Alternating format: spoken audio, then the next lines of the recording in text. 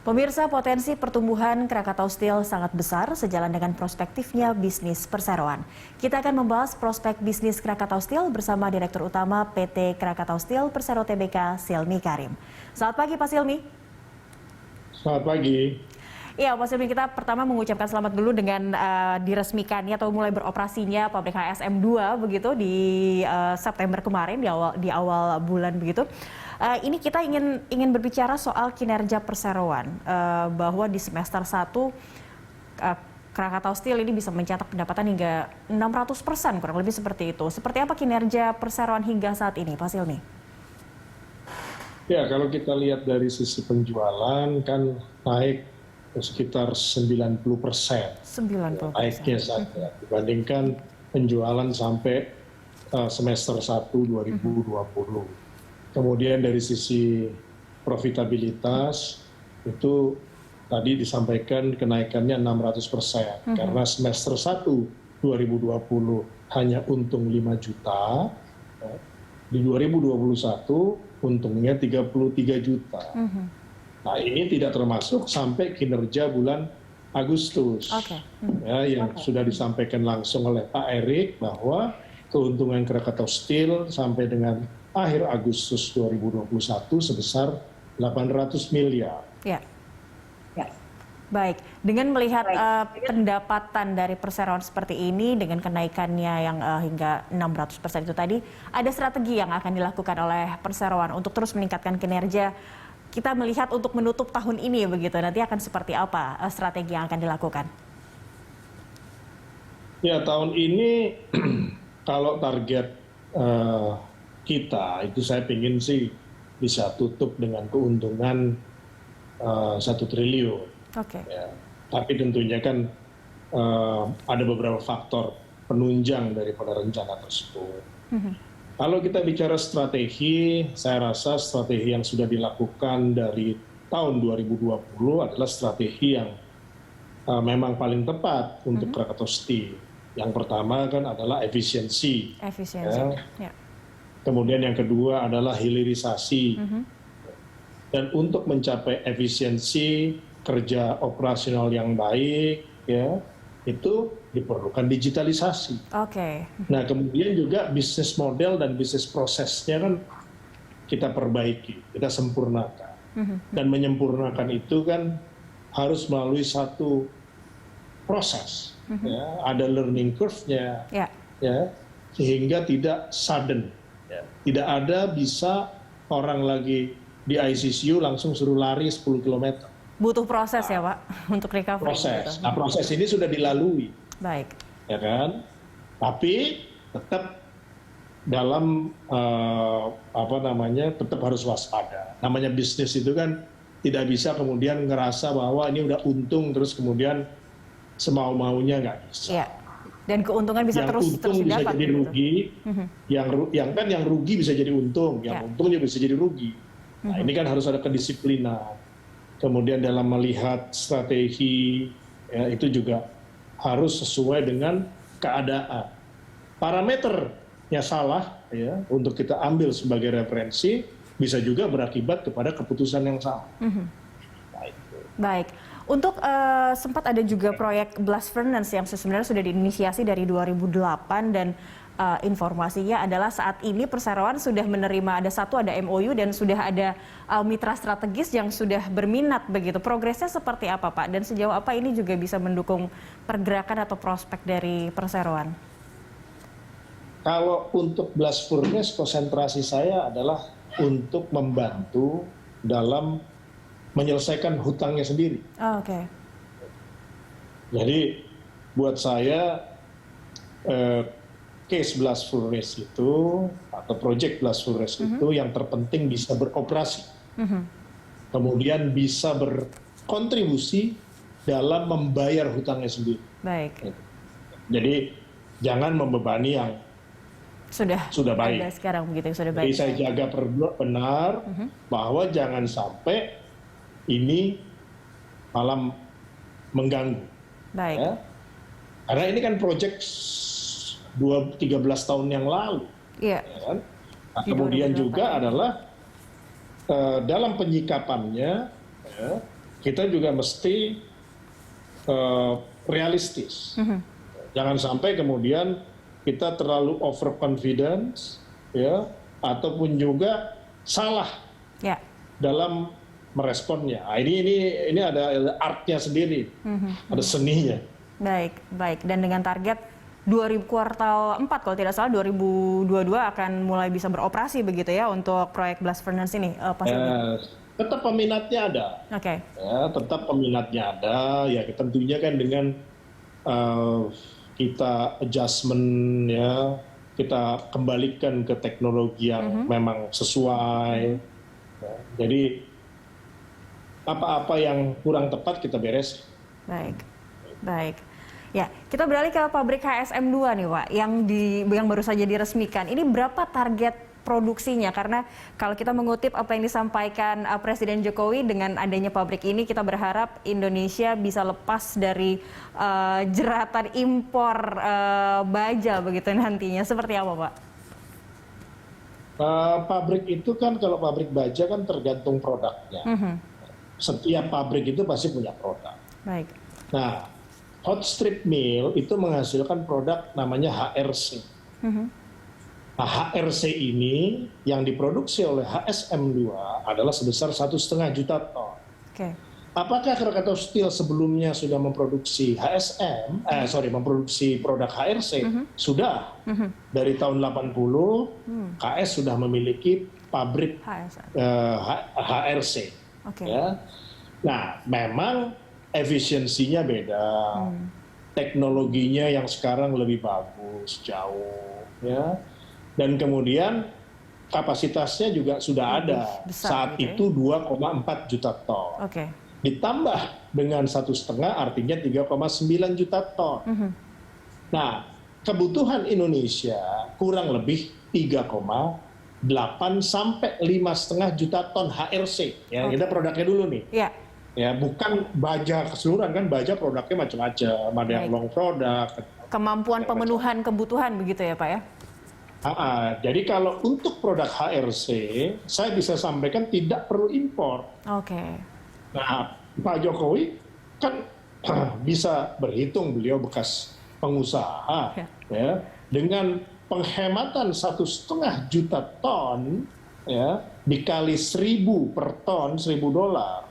Ya kan, artinya 1,5 miliar US dollar. Ya kurang lebih kan 20 sekian triliun. Gitu. Nah, ini yang disebutkan bisa mengurangi devisa dan menjaga neraca perdagangan. Baik, dan bisa mengurangi impor. Jadi ada aspek strategis dalam pabrik HSM2 ini buat Indonesia.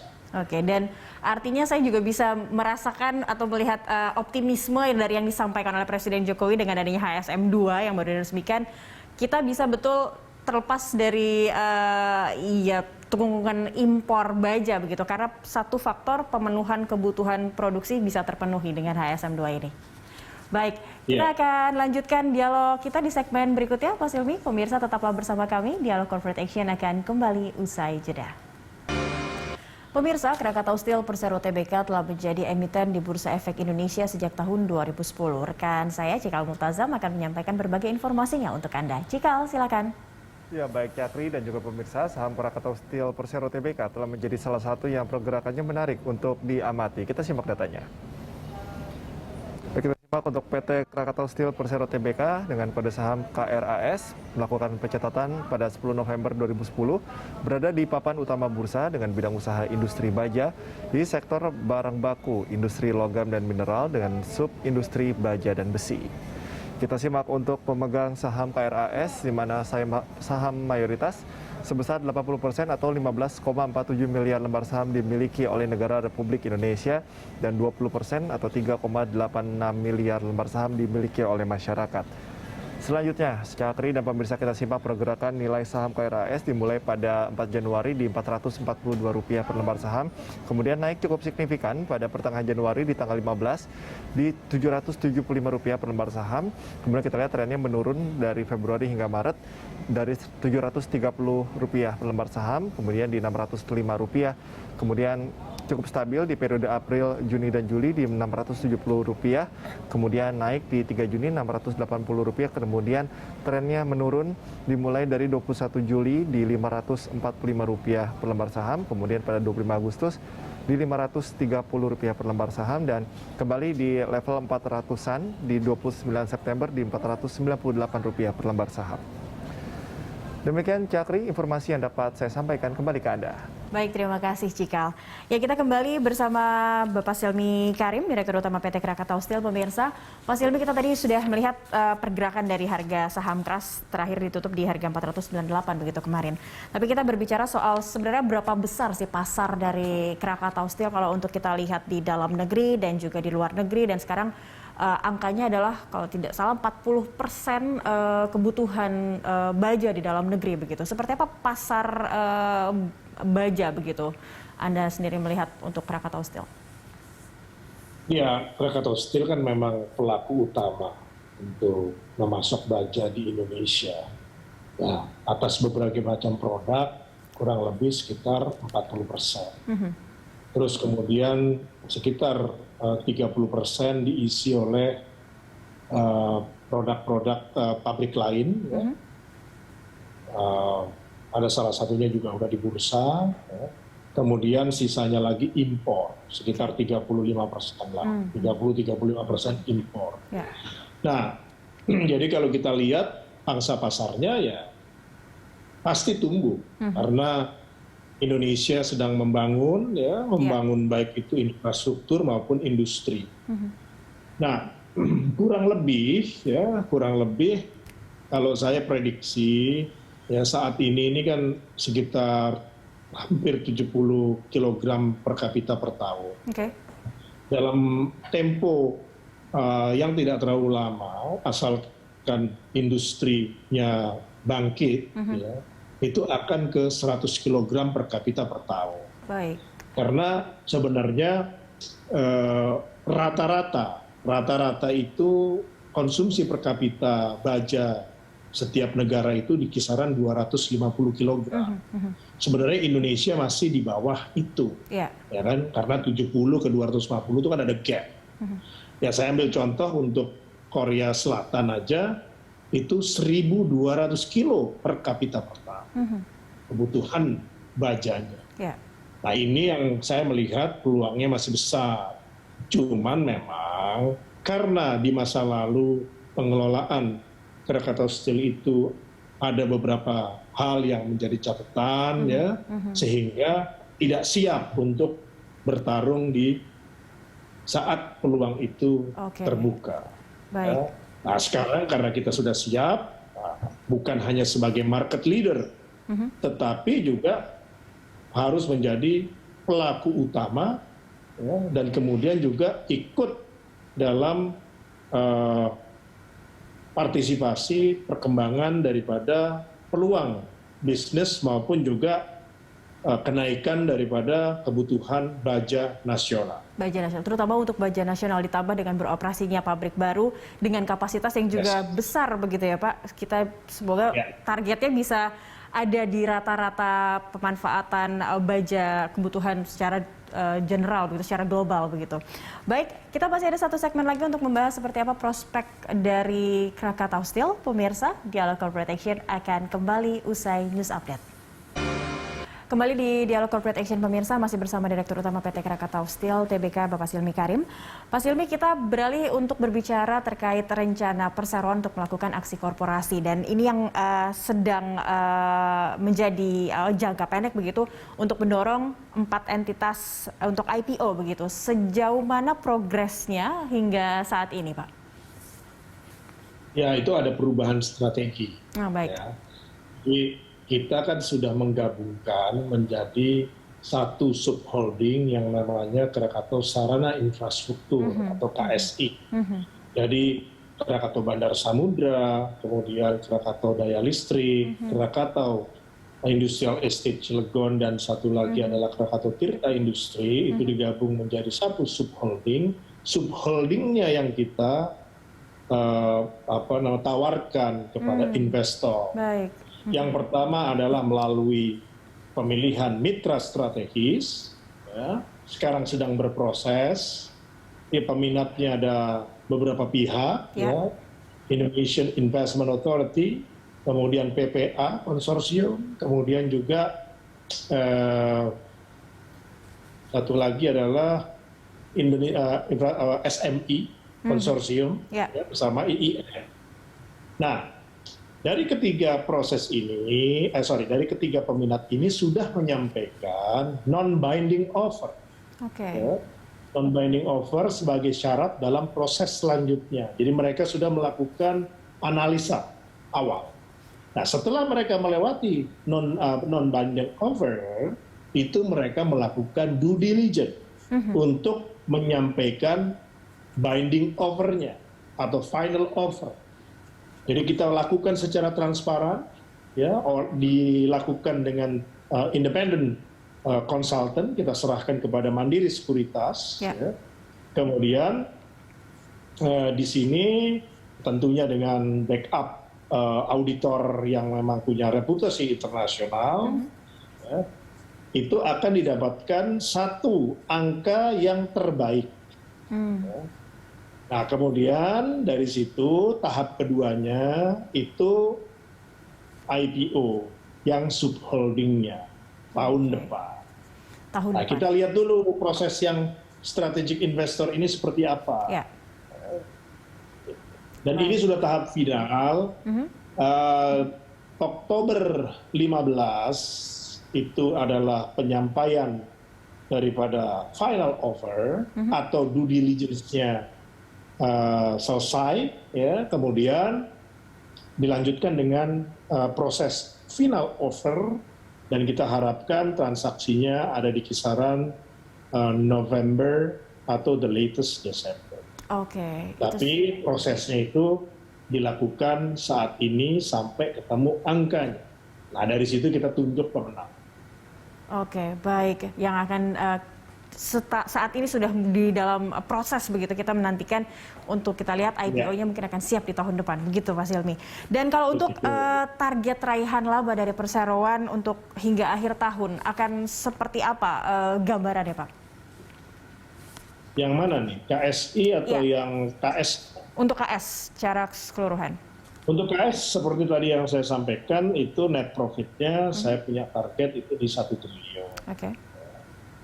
Dan kemudian kalau dari sisi sales pertumbuhannya itu di kisaran tumbuh 80%. Ini kan suatu pencapaian yang tidak mudah. Nah, kemudian juga EBITDA-nya juga meningkat signifikan.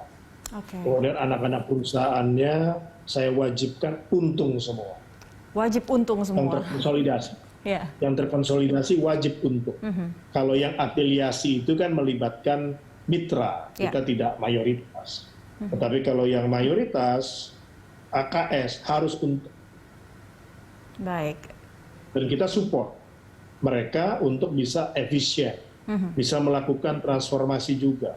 Jadi transformasi itu tidak dilakukan hanya di induk, tetapi juga sampai ke anak-anak perusahaan. Ke anak-anak perusahaan. Dan saya kawal sendiri proses eksekusi. Ya, karena efisiensi yang sudah dilakukan oleh perseroan ini sudah terlihat begitu ya, dampaknya ada dampak positif yang bisa dirasakan oleh perusahaan. Dan mungkin yang bisa disampaikan dari Anda sebagai Direktur Utama dari Krakatau Steel untuk menumbuhkan optimisme pasar melihat saham dari Krakatau Steel atau dari KRAS sendiri, seperti apa yang bisa Anda sampaikan untuk para pelaku pasar? Ya, KS berdaya saing itu diwujudkan dengan keuntungan yang terus-menerus, kan? Nah, kita bisa lihat dari 2020 sampai kuartal ketiga, ya, itu positif. Untungnya itu sustain. Ya, kemudian yang membuat sustain itu adalah efisiensi. Sehingga kenapa efisiensi itu penting? Karena sustainabilitasnya itu panjang. Ya. Kalau untung karena hal yang lain, mendapatkan opportunity, itu bisa naik turun.